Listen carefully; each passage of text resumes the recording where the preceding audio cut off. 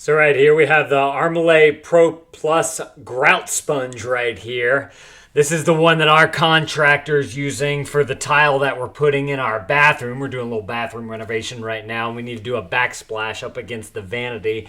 And so he said, get this one. This is the best one. It's high quality. It's going to last.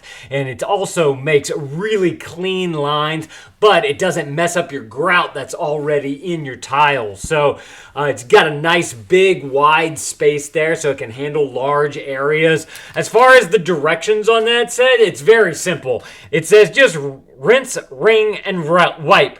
Number one, rinse the sponge in warm water before and after each use. That way you don't get the extra grout mess on there onto your tiles, because that just makes the mess even worse. So make sure to rinse it out every time.